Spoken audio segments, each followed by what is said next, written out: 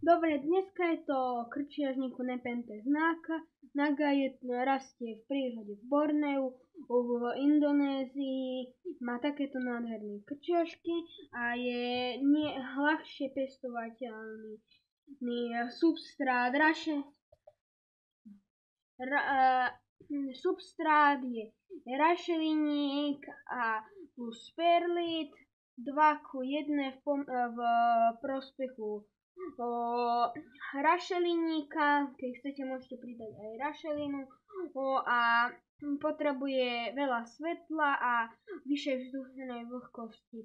Zálievka je dažďovka a nech je stále vo vlhkom. Zimovať sa nemusí.